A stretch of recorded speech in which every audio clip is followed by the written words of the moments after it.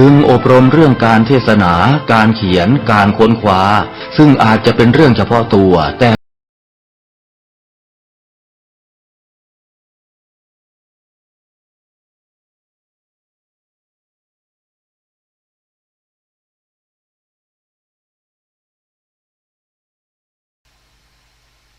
ห้าวรรค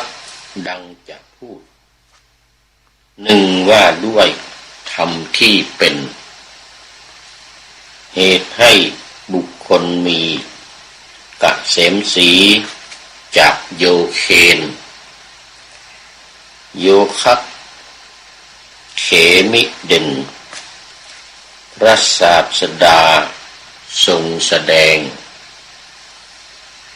ธรรมบรรยายความ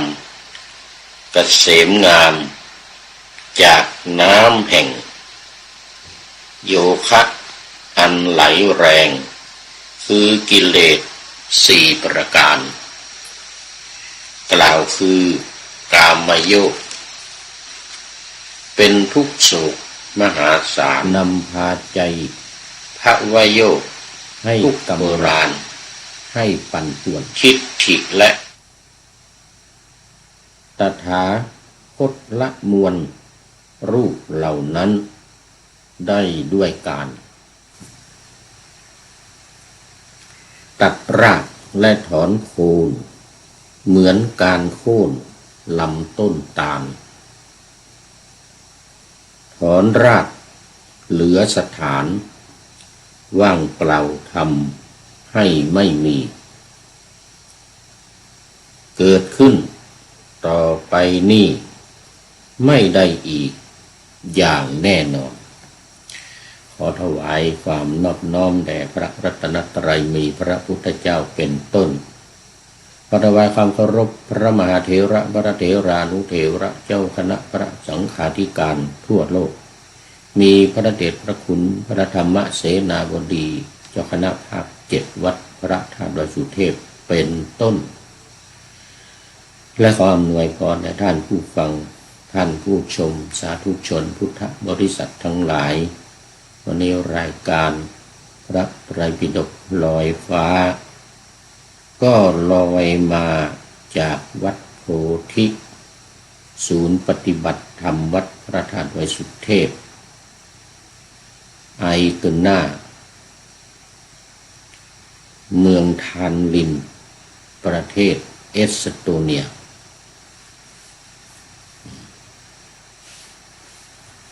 เหมือนเดิม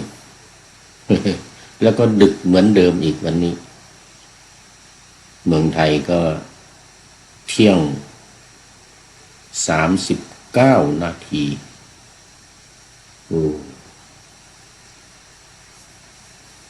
แต่ที่นี่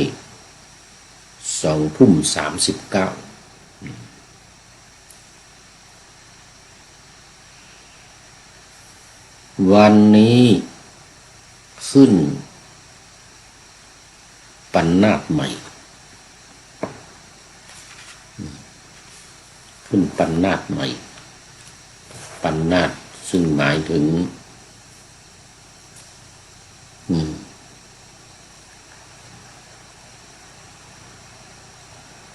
10หมวดหรือถาดที่มีอยู่หรือภาชนะ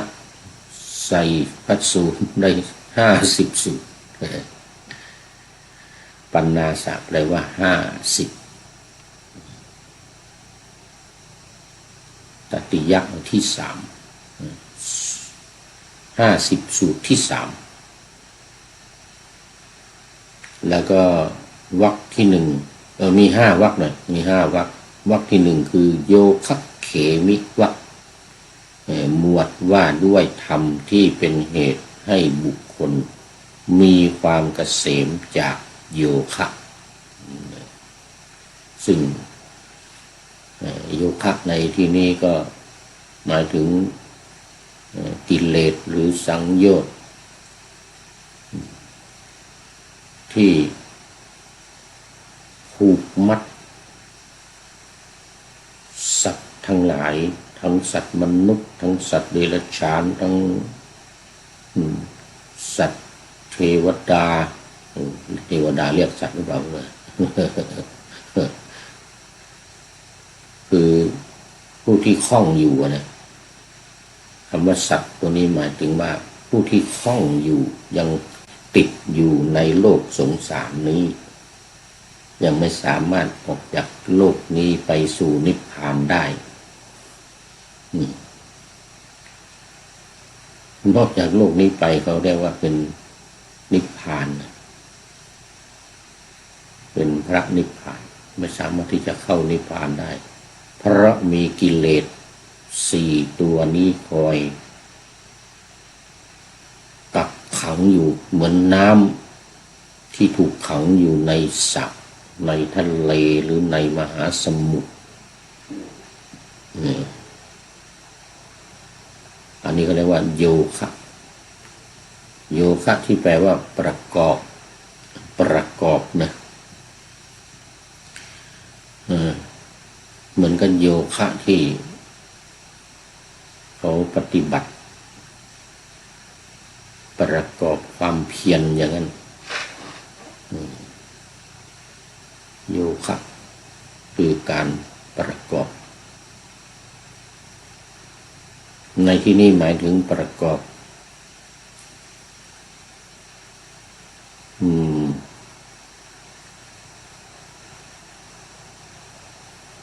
ประกอบธ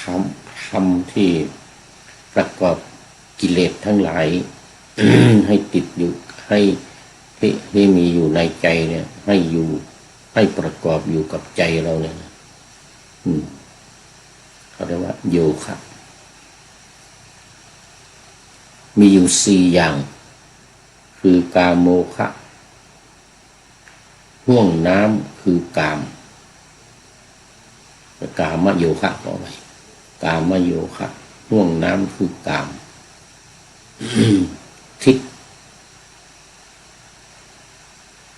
ทิฏฐิโยคะห่วงน้ำคือทิฏฐิเดี๋ยวไอ้สองนี่พะโวกันภวะก่อนภวะโยคะ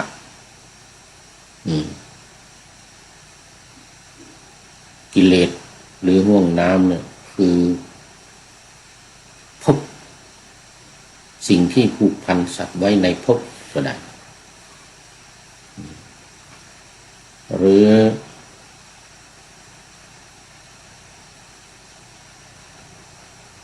อวิชโชคะอวิชชาโอคะถ้าอวิชโชคะมันจะตรงจากคำว่าโอคะซึ่งแปลว่าห่วงน้ำทีนี้ อวิชชาโยคะก็คือการประกอบด้วยความไม่รู้ประกอบให้อยู่ในภพคือความไม่รู้ประกอบให้อยู่ในภพคือความไม่รู้ตัวนี้เขาเรียกว่าเป็นอวิชโชคะ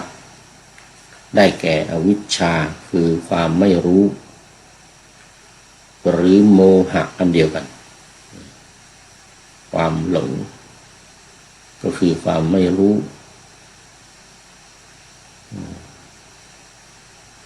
ไม่รู้ในที่นี้ก็เหมือนเดิมอีกคือไม่รู้อริยสัจธรรม4ประการได้แก่ทุกข์สมุทัยนิโรธมรรค4อย่างนี้ทุกข์สมุทัยนิโรธมรรค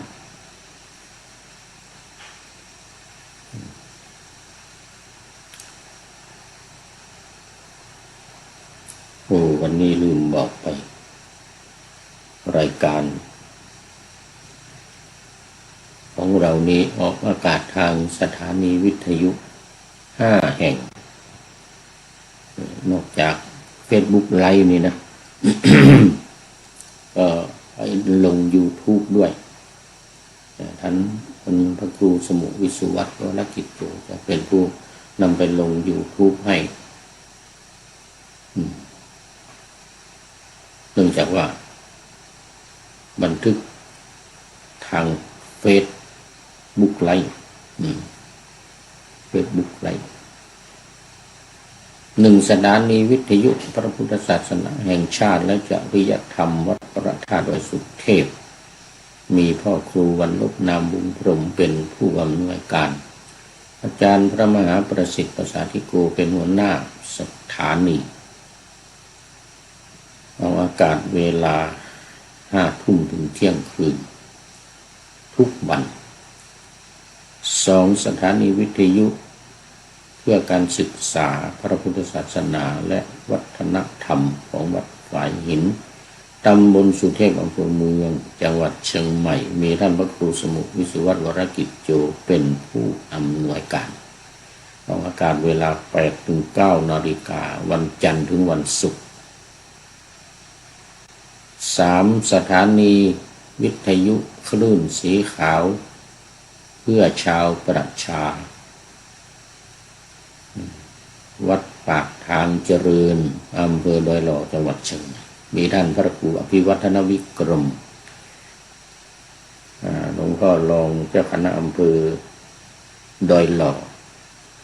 จังหวัดเชียงใหม่เป็นผู้อำนวยการนำออกอากาศเวลา8 ถึง 9 นาฬิกาตอนเช้าเหมือนกันทุกวัน4 สถานีวิทยุชุมชนคณะสงฆ์อำเภอฝางจังหวัดเชียงใหม่วัดพระพุทธบาทอุดมหรือน้ำบ่อสาววามีพระเดชพระคุณหลวงพ่อพระครูสุจิตรานุรักษ์บรมขอไปหลวงพ่อเจ้าคณะอำเภอฝาง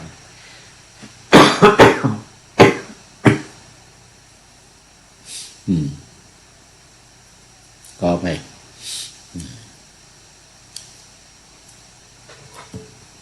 มาดื่มน้ำแป๊บหนึ่ง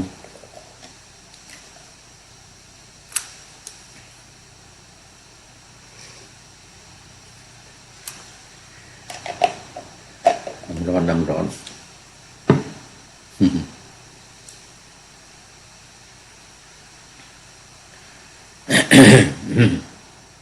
ให้ชุ่มคอหน่อย วันนี้FC ทั้งหลายก็คงเข้านอนกันหมดแล้ว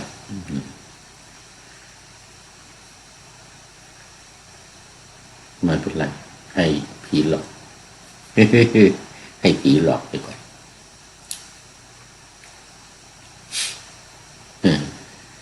แต่พูดธรรมะนี่ผีก็ไม่หลอกนะมันกลัวธรรมะเหมือนกันธรรมะของพระพุทธเจ้านี่นะ ผีมันกลัวเหมือนกัน5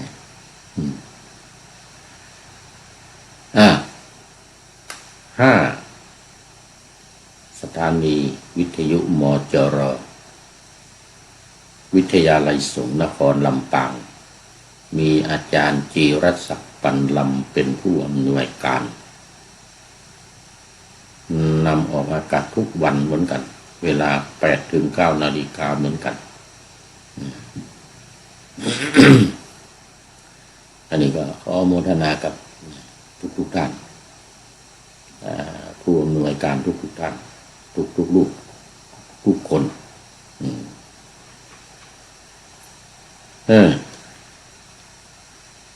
ก็เข้ามาสู่เนื้อหากันจริงๆเลยทีนี้เมื่อกี้นี่ว่าแต่หัวข้อว่าปัณนาถที่50สูตรที่3วรรคแรกโยคะเขมิโยคะเขมิเกษมจากโยคะก็มาดูใจความในพระไตรปิฎกพระสุตตันตปิฎกเล่มที่18สังยุตตนิกายสลายตนะวรรคสลายตนะสังยุตสลายตนะวรรคนี่หมายถึงวรรคใหญ่นะวรรคเล็กนี่ก็คือโยคะเขมิโยคะเขมิว่าด้วยธรรมเป็นเหตุให้บุคคลมีความเกษมจากโยคะ ก็สังยุตตนิกายพระไตรปิฎกฉบับมหาจุฬาเล่มสีฟ้าข้อที่104หน้าที่117หน้าที่117ท่านที่สนใจก็ไปเปิดดูกันได้ถ้าไม่มีเวลาไม่สนใจในการที่จะไปเปิดก็ฟังจากรายการพระไตรปิฎกลอยฟ้านี้ก็แล้วกัน ดูได้ตอนไหนก็ได้ทั้งวัน24ชั่วโมงแต่ทางวิทยุก็ตามเวลาเรื่องเกิดขึ้นที่กรุงสาวัตถีพระผู้มีพระภาคตรัสว่าภิกษุทั้งหลายเราจักแสดงธรรมบรรยาย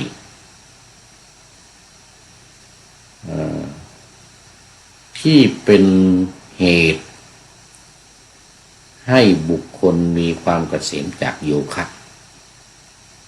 แก่เธอทั้งหลายจงฟังจงใส่ใจไว้ให้ดีอันที่นี้ธรรมบรรยายเนี่ยจะมีคำอธิบายไว้เชิงอัดว่าหมายถึงเหตุแห่งธรรมเหตุแห่งธรรมในที่นี้ก็จะหมายถึงตัณหานะส่วนใหญ่จะหมายถึงตัณหาเหตุแห่งธรรมเนี่ยคือกามตัณหาภวตัณหาวิภวตัณหาส่วนคำว่าโยคะเนี่ยหมายถึงสภาวะอันประกอบสัตว์นี่นะไว้ในภพมี4อย่างประกอบไว้ในภพมี4อย่างก็คืออย่างที่ว่าเมื่อกี้นี้1กามโยคะสภาวะอันประกอบสัตว์ให้อยู่ในภพคือกามภพคือกามหรือกามภพนะที่อยู่อันประกอบไปด้วยกามคุณทั้ง5รูปเสียงกลิ่นรสสัมผัส5อย่างนี้สัมผัสก็คือสิ่งของที่มากระทบกายสิ่งของที่มากระทบทางเนื้อทางหนังของเราอันนี้เรียกว่ากามภพ2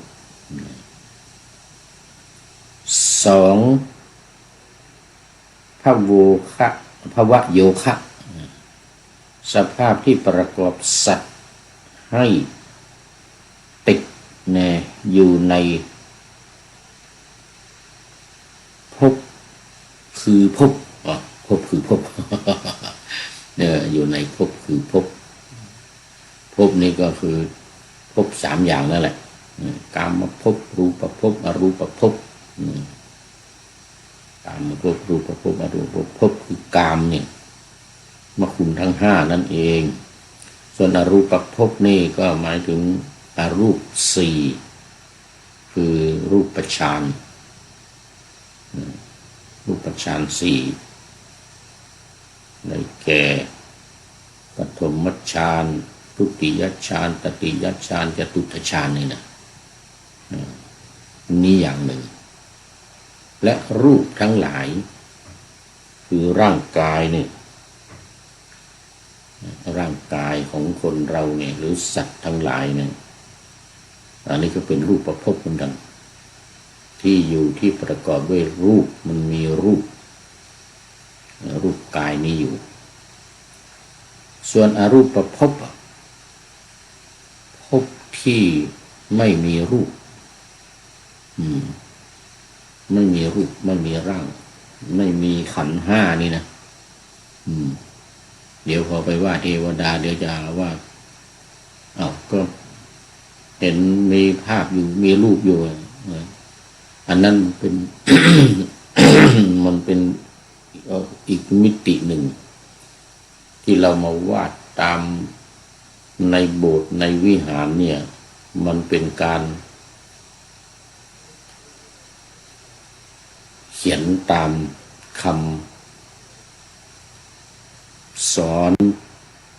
คำบอกเล่าของพระพุทธเจ้าพระพุทธเจ้าว่าเป็นอย่างนั้นเป็นอย่างนั้นเป็นอย่างนั้นเพราะพระพุทธเจ้ามีตาทิพย์เห็นเทวดาทั้งหลายเห็นสัตว์นรกทั้งหลายเห็นหมดหรือพระอรหันต์ที่ได้ปฏิสัมภิทามีหูทิพย์ตาทิพย์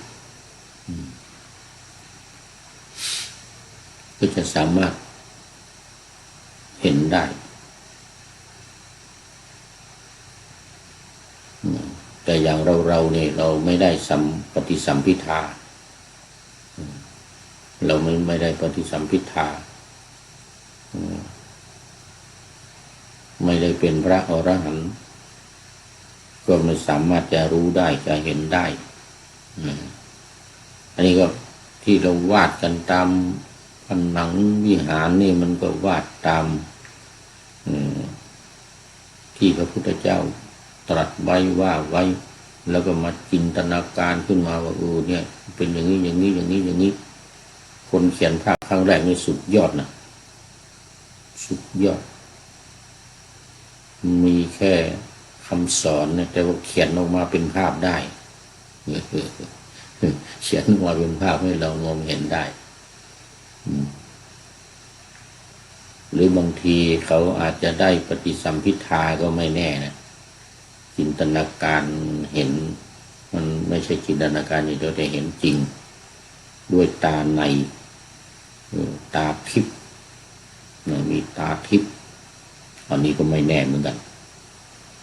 แต่ว่าอาจจะเห็นด้วยจินตนาการภายในตัวเองว่ามีทุกสวยทุกงามอย่างนั้นอย่างนั้นอย่างนั้นพระอินทร์นี่หรือเท้าสกเทวราชนี่ตัวสีเขียวเหมือน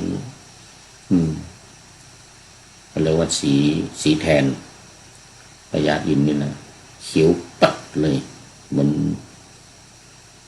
พุทราดิบเหมือนลูกพุทราดิบมาตันนะมันมาตันดิบมาตันดิบนี่ถึงมาตันดิบนี่หมายถึงว่าผิวของผู้หญิงนะ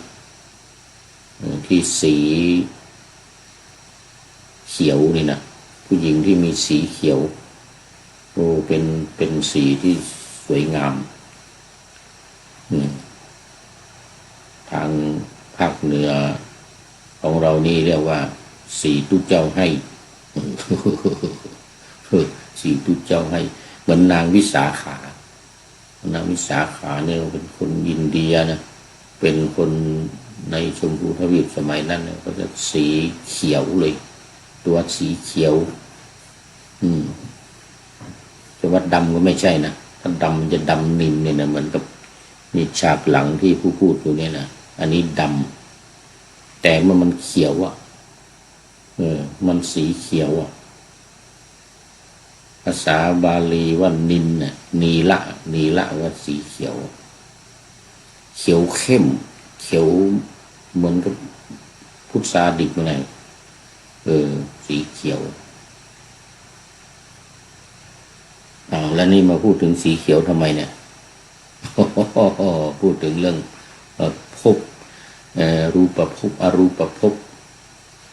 อรูปภพที่หมายถึงนอกจากเทวดาสัตว์นรกทั้งหลายแล้วนี่ก็ยังหมายถึงฌาน4 5ฌาน4ฌานที่5ที่6ที่7ที่8ด้วยก็เรียกว่าเป็นอรูปฌาน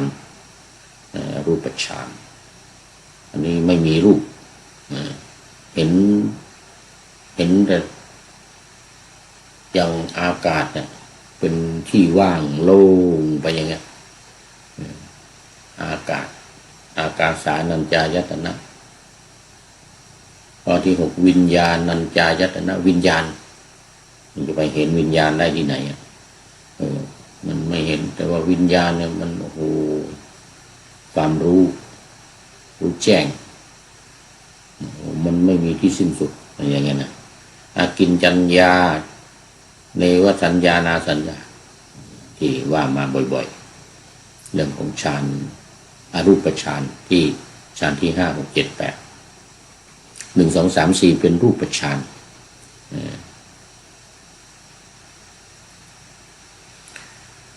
เอามาคราวนี้มาดูต่อบรรยายคำที่เป็นเหตุให้บุคคลมีความเกษมจากอยู่ครับคือรูปที่พึงรู้แจ้งทางตาที่น่าปรารถนาน่าใคร่น่าพอใจชวนให้รักชักให้ใคร่พาใจให้กำหนัดมีอยู่ตถาคตหมายถึงว่าพระพุทธเจ้านะตถาคตละรูปเหล่านั้นได้แล้วตัดรากถอนโคนเหมือนลำตาลต้นตาลที่ถูกตัดรากถอนโคนไปแล้วเหลือแต่พื้นที่ทำให้ไม่มีเกิดขึ้นต่อไปไม่ได้ตถาคตได้บอกความเพียรที่ควรประกอบเพื่อละรูปเหล่านั้นความเพียรที่ควรประกอบนี่ก็คือ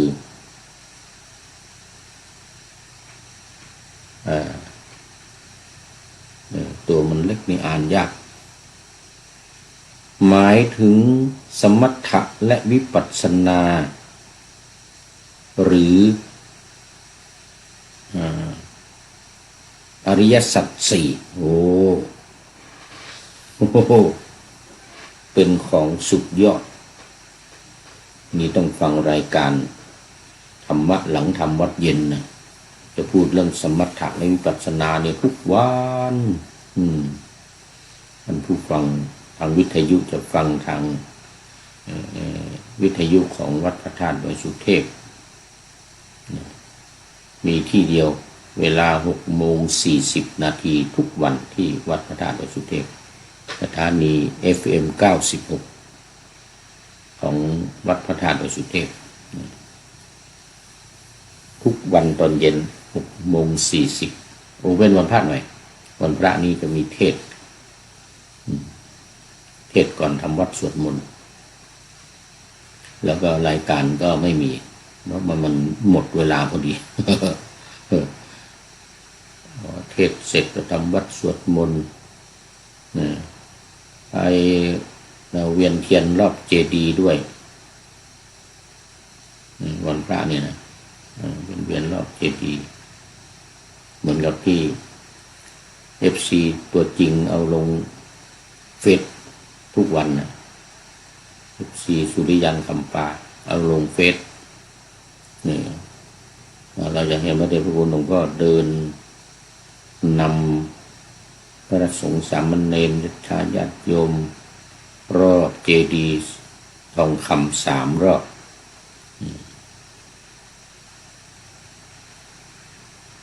ทุกวันพระตอนเย็นเนี่ยนะเสร็จแล้วก็มาทำวัดสวดมนต์ก็ถึงทุ่มพอดีเลยทุ่มกว่าไปนู่นเลยทุ่ม15 ทุ่ม10 นาทีทุ่ม15นู่นนะเสร็จ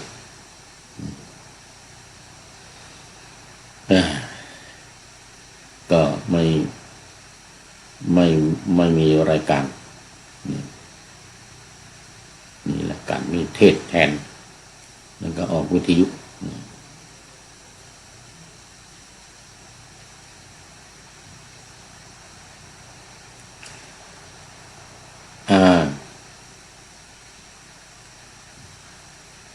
อันนี้กล่าวว่าตถาคตเดี๋ยวก่อนเหลือแต่พื้นที่นั่นเพราะเหตุนั้นบัณฑิตจึง กล่าวว่าตถาคตเป็นผู้มีความเกษมจากโยคะเกษมจากโยคะทั้งหลายโยคะทั้ง4อย่างนั่นแหละกามโยคะภวโยคะทิฏฐิโยคะอวิชชาโยคะ4อย่างเมื่อกี้นี้เราเริ่มรูปที่พึงรู้ทางตาต่อไปมันก็มีเสียงกลิ่นรสสิ่งของที่มาสัมผัสตัวเราเรียกว่าพุทธภะและธรรมารมณ์อีก5 อย่างนี้นะที่รู้แจ้งทางหูทางจมูกทางลิ้นทางกายและทางใจ ที่น่าปรารถนาน่าใคร่น่าพอใจชวนให้รักชักให้หลงชวนให้รักชักให้ใคร่พาใจให้กำหนัดมีอยู่ตถาคตละเสียงกลิ่นรสโผฏฐัพพะและธรรมารมณ์นั้นได้แล้วตัดรากถอนโคนเหมือนตัดต้นตาลที่ถูกตัดรากถอนโคนไปแล้วเหลือแต่พื้นที่ทำให้ไม่มีเกิดขึ้นก็เกิดขึ้นไม่ได้แล้วตถาคตบอกความเพียรที่ควรประกอบเพื่อละธรรมทั้ง5 อย่างคือเสียงกลิ่นรสสิ่งของที่มาสัมผัสและความคิดที่มากระทบใจที่เรียกว่าธรรมารมณ์ได้แล้วเพราะเหตุนั้นบัณฑิตจึงกล่าวว่าตถาคตเป็นผู้มีความเกษมจากโยคะทั้ง4โดยประการทั้งปวงภิกษุทั้งหลายธรรมบรรยายที่เป็นเหตุให้บุคคลมีความเกษมจากโยคะเป็นอย่างนี้แหละโยคะเขมิสูตรที่1จบต่อไปมันจะเป็นเหมือนเดียวกันนี่หมดส่วนของธรรมะนี่นะมันจะเกี่ยวข้องอยู่กับไอ้ตาหูจมูกลิ้นกายใจนี่ทั้งหมดเพื่อเปลี่ยนแต่หัวข้อเนี่ยเปลี่ยนแต่หัวข้อสูตรที่2ไปถึงสูตรที่10แล้วก็รวมทั้งวรรคต่อไปอีกวรรคละ10สูตรนะวรรคละ10สูตรรวมทั้งหมดจะเป็น50สูตรในตัตติยปัณณาสนี้ต่อไปนี้จะได้เอาหัวข้อมันมาบอกว่า10สูตรเนี่ยอีก9สูตรเนี่ยมีสูตรอะไรบ้างส่วนเนื้อหาก็พึงทราบตามที่ว่ามานี้ทั้งหมดเหมือนเดียวกันเราจะอ่านเล็กน้อยเนี่ยเราจะอ่านเล็กน้อยเพราะว่ามันในที่เขียนนี้เขาก็เขียนเป็นไปยานไว้เขียนไปยานไว้9 เรา 9นั่นน่ะเหมือนเลข9เหมือนเลข9นะ9 เรา 9แล้วก็ไปเอาตอนสุดท้ายเลยธรรมารมณ์นู่นจากรูปารมณ์ครั้งแรกเนี่ยนะแล้วก็จะไปเป็นธรรมารมณ์ส่วนเนื้อหาที่เพิ่มเข้ามาเช่นอย่างเกี่ยวข้องกับบุคคลใดพูดถึงใครเป็นคนถามใครเป็นคนพูดอันนี้ก็จะได้เพิ่มเข้ามาตามสูตรต่อไปอย่างอันที่2นี่อุปาทายสูตรว่าด้วยสุขทุกข์อาศัยปัจจัยเกิดขึ้นสุขทุกข์อาศัยปัจจัยเกิดขึ้นปัจจัยมันคืออะไร เพราะว่าตอนนี้มันอยู่ในสลายตนะ สลายตนะวรรคใหญ่นะก็อายตนะภายในนี่แหละเป็นปัจจัยอายตนะภายนอกกับภายในนี่แหละ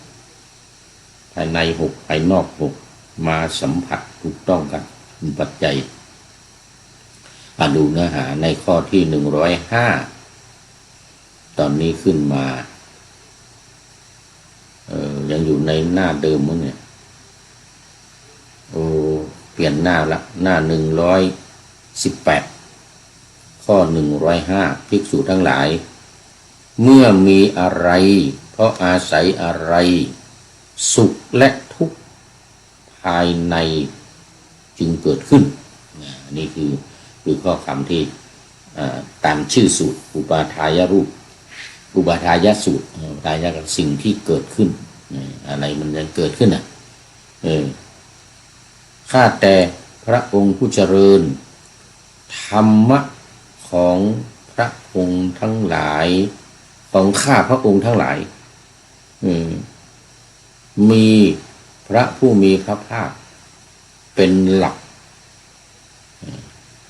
มีพระผู้มีพระภาคเป็นหลักอันนี้หมายถึงว่าภิกษุทั้งพระพุทธองค์ตรัสถามภิกษุทั้งหลายตรัสถามภิกษุทั้งหลายว่าอะไรเป็นเหตุอะไรเพราะอาศัยอะไรสุขทุกข์เนี่ยจึงเกิดขึ้นอะไรเป็นเหตุมันจึงเกิดขึ้นเพราะว่าภิกษุทั้งหลายก็ตอบพระพุทธองค์ว่าธรรมะของพวกข้าพระองค์ทั้งหลายเนี่ยมีพระพุทธองค์เป็นหลักเพราะฉะนั้นขอพระพุทธองค์ได้โปรดแสดงชี้แจงในรายละเอียดของธรรมะเหล่านั้นด้วยเถิดอย่างนี้นะพระพุทธองค์ก็ตรัสว่าเมื่อมีจักขุเพราะอาศัยจักขุสุขทุกข์ภายในจึงเกิดขึ้นในวิปัยญาณนะมีจักขุมีโสตะมีฆานะมีชิวหามีกายะมีมโนจักขุแล้วก็โสตะฆานะชิวหากายะมโนเพราะอาศัยโสตะคือประสาทหูฆานะประสาทจมูกชิวหาประสาทลิ้นกายะประสาทกายและมนะหรือมโนประสาทใจคือใจประสาทคือใจทุกข์จึงเกิดขึ้นนี่เรื่องของเรื่องมันจริงนี่เรื่องของเรื่องมันต่อไปพระพุทธองค์ก็จะตรัสถามอีกว่าภิกษุทั้งหลายเธอทั้งหลายเข้าใจข้อนั้นว่าอย่างไร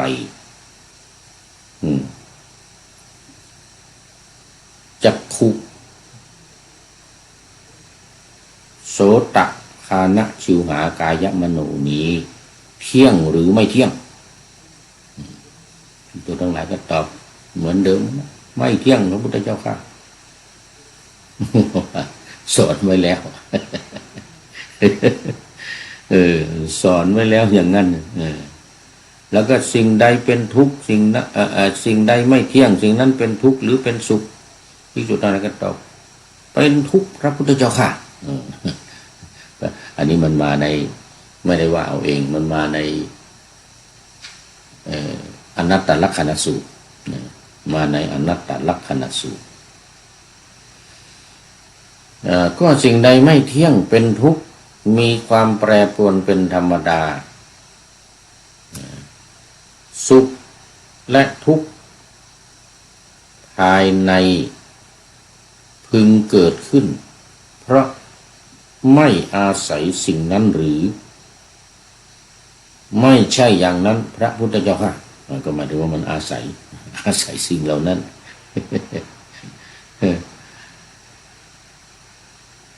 ชิวหา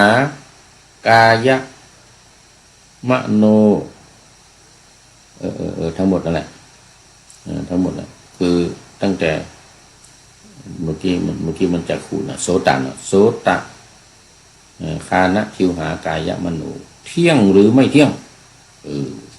ก็ไม่เที่ยงพระพุทธเจ้าค่ะเป็นสุขหรือเป็นทุกข์เป็นทุกข์พระพุทธเจ้าค่ะ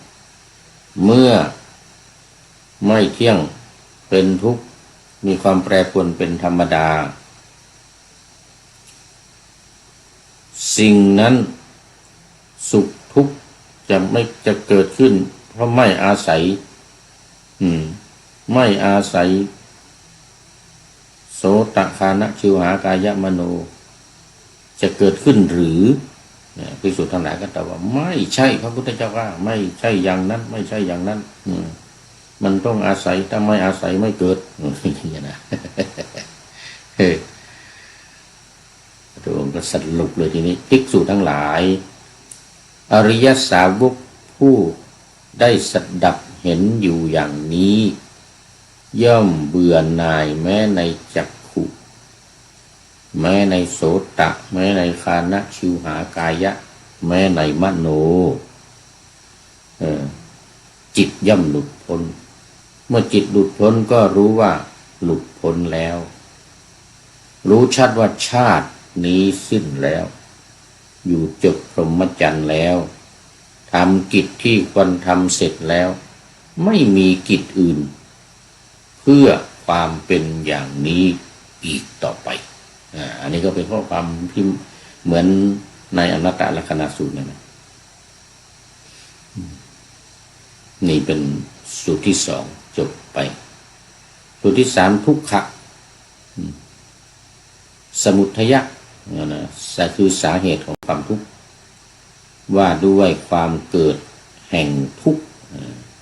ทุกขะสมุทัยะก็คือข้อที่สองของอริยสัจสี่ข้อที่สองอริยสัจสี่ทุกขะสมุทัยะความเกิดแห่งความทุกข์แห่งทุกข์ภิกษุทั้งหลายเราจะแสดงความเกิดแห่งความทุกข์แก่เธอทั้งหลายจงฟังจงใส่ใจให้ดีนี่ ดื่มน้ำแป๊บ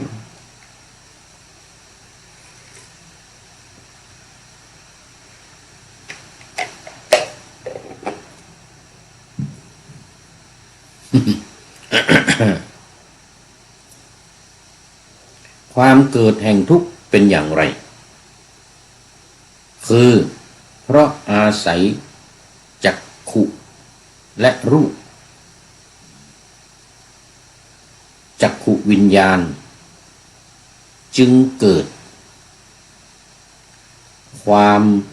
ประจวบแห่งธรรมสามประการเป็นผัสสะเพราะผัสสะเป็นปัจจัยเวทนาจึงเกิดเพราะเวทนาเป็นปัจจัยตัณหาจึงเกิดอันนี้ก็ต่อไปนะต่อไปตัณหาเวทนาตัณหาแล้วก็อุปาทานภพชาติชรามรณะโสกปริเทวะทุกขโทมนัสอุปาญาตจึงเกิดแล้วก็สรุปว่ากองทุกข์ทั้งหลายเป็นอย่างนี้แลเพราะอาศัยชิวหาและรสชิวหาวิญญาณจึงเกิดความประจวบแห่งธรรมทั้งสามประการเป็นผัสสะเพราะผัสสะเป็นปัจจัยเวทนาจึงเกิดเหมือนเมื่อกี้นี้ตัณหาอุปาทานภพชาติชรามรณะโสกปริเทวะทุกขโทมนัสอุปาญาตก็เกิดตามมาเป็นพรวนเนี่ยความเกิดแห่งกองทุกข์มันก็มีอย่างนี้แลเพราะอาศัยมโนและธรรมารมณ์ความทุกข์จึงเกิดเหมือนเดียวกันอันนี้ความดับบ้างความดับแห่งทุกข์เพราะอาศัยการดับเข้าไปเพราะไม่อาศัยจักขุและรูป โสตะและกลิ่นครับโสตะและเสียงคานะและกลิ่นชิวหาและรสกายและผัสสะและสิ่งของนั่นนะสิ่งของที่มาถูกต้องกายและโผฏฐัพพะใจมโนใจและธรรมารมณ์หรือความคิดที่เกิดขึ้นกับใจทุกข์จึงไม่เกิดทุกข์จึงไม่เกิดภิกษุทั้งหลายความดับแห่งทุกข์เป็นอย่างนี้แหละอันนี้ทุกขสมุทัยสูตรต่อไปอีกวันนี้ต้องได้สัก2 วรรคเลยนะวรรคแรกนี่มาสูตรที่4อยู่โลกสมุทัยว่าด้วยความเกิดแห่งโลกอันนี้ก็เหมือนเดียวกันเลยคืออาศัยจักขุและรูปเหมือนเดียวกันโสตะและเสียงคานะและกลิ่นชิวหาและรสกายะและโผฏฐัพพะหรือสิ่งของมโนและธรรมะหรือความคิดทุกจึงเกิดโสกปริเทวทุกขโทมนัสอุปาญาตว่าไปเหมือนเดิมจึงเกิดภิกษุทั้งหลายเพราะไม่อาศัยจักขุและรูป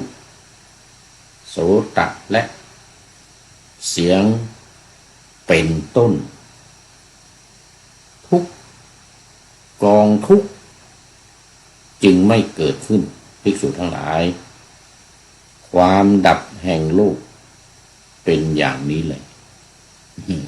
ความดับแห่งโลกอย่างนี้แหละโลกในที่นี้หมายถึงหมู่สัตว์นะโลกสมุทัยสูตรที่4จบมาคราวนี้ไสยโยหมัตสมิสูตรว่าด้วยความถือตัวว่าเราเลิศกว่าเขาอันนี้เพิ่มเรื่องเข้ามาภิกษุทั้งหลายอันในข้อที่104นะหน้าที่ตัวไรไม่ได้ดูแล้วนี่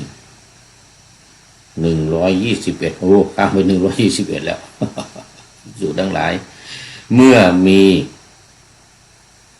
อะไรเพราะยึดมั่นอะไรเพราะถือมั่นอะไรความถือตัวว่าเราเลิศกว่าเขาความถือตัวว่าเราเสมอเขาหรือความถือตัวว่าเราด้อยกว่าเขาจึงมีอันนี้เรื่องของมานะไสยโยหมัตสมิว่าด้วยความเกิดถือตัวมานะคำถือตัวว่าเราเลิศกว่าเขาอันนี้ไสยโยแปลว่าเลิศไสยะแปลว่าเลิศกว่าเขาหรือประเสริฐก็ได้ไสยะตัวนี้ว่าประเสริฐไสยโยมหัตสมิถือตัวหัตสมิมานะหัตสมิมานะถือตัว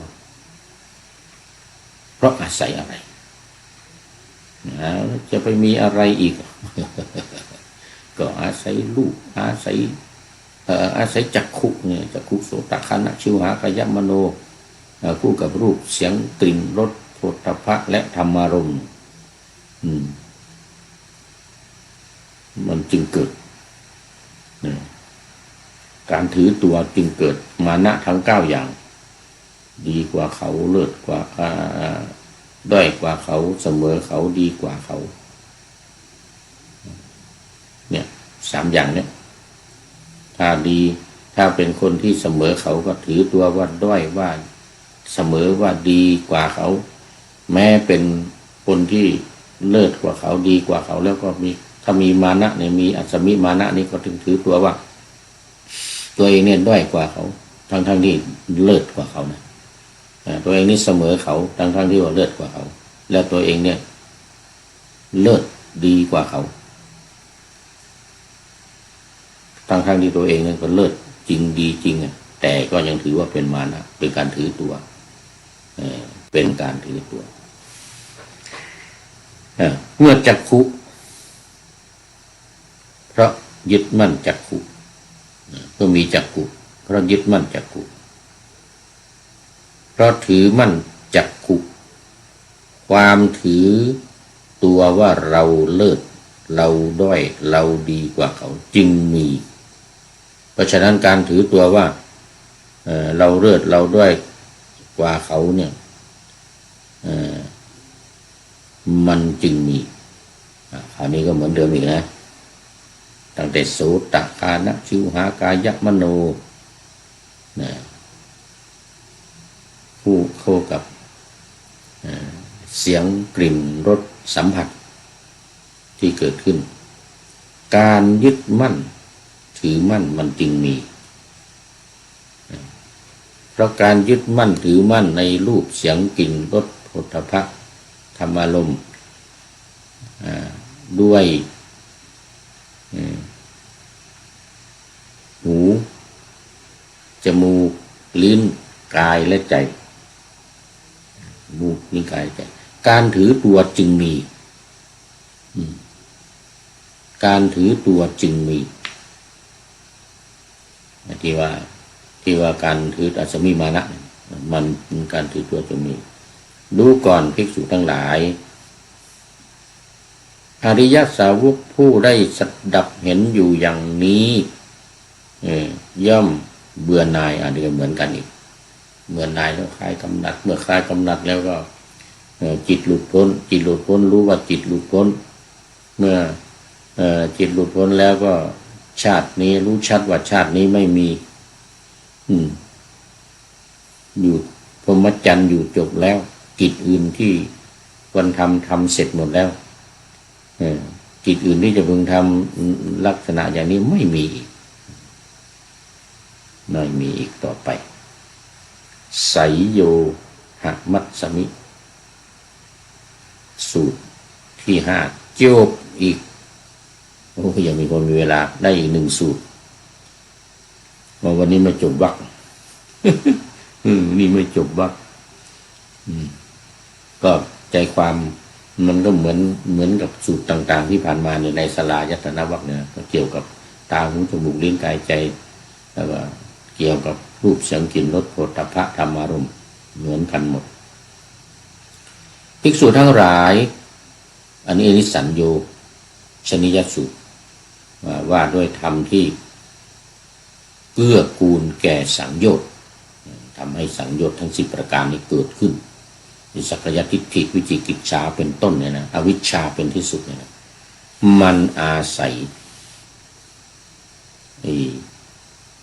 ตาหูจมูกลิ้นกายใจและรูปเสียงกลิ่นรสโผฏฐัพพะสัมผัสกันธรรมที่เกื้อกูลแก่สังโยชน์จึงเกิดขึ้นจึงมีขึ้นธรรมที่เกิดขึ้นแก่สังโยชน์นั้นเป็นอย่างไรคือจักขุชื่อว่าธรรมเป็นที่เกื้อกูลแห่งสังโยชน์ฉันทราคะในจักขุนั้นมีชื่อว่าสังโยชน์ตาหูจมูกลิ้นกายใจต่อไปดิเสียงดิหูจมูกลิ้นกายและใจก็เช่นเดียวกันภิกษุทั้งหลายเหล่านี้เราเรียกว่าธรรมที่เกื้อกูลแก่สังโยชน์นี่เราเรียกว่าสังโยชน์สิ่งที่เกี่ยวข้องมัดสัตว์ให้ติดอยู่ในโลกนี้เอาละต่อไปมันเป็นอุปาทานิยสูตรนะ ว่าโดยธรรมที่เกื้อกูลแก่อุปาทายะคือสิ่งที่เกิดขึ้นกันเหมือนเดียวกันนี้อัจฉติกายตนะปริชานสูตรว่าด้วยการกำหนดรู้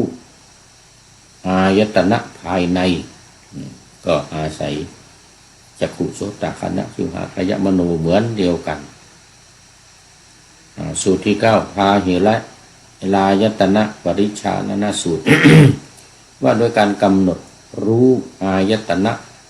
ภายนอกอันนี้ภายนะเมื่อกี้นี้อัจฉตะภายในเนยตะภายนอกก็อาศัยอย่างเดียวกันทางหูจมูกลิ้นกายใจนี่แหละภิกษุทั้งหลายส่วนบุคคลเมื่อรู้ยิ่งกำหนดรู้คลายกำหนัดละรูปได้เสียงกลิ่นรสโผฏฐัพพะและธรรมารมณ์ได้เป็นผู้ควรเพื่อความสิ้นทุกข์ก็คือผู้เข้าสู่พระนิพพานตอนนี้ขอต้อนรับคุณโยมธรรมชาติสัจธรรมใช้นามปากกาว่าธรรมชาติสัจธรรมกราบนมัสการกราบสาธุสาธุสาธุหมดเวลาพอดี ไปตัดยางมาเรียบร้อยแล้วอะไรเขาเรียกว่าไปเจาะยางเนี่ยว่าไปลองเอานั่นไปลองยางไว้เป็น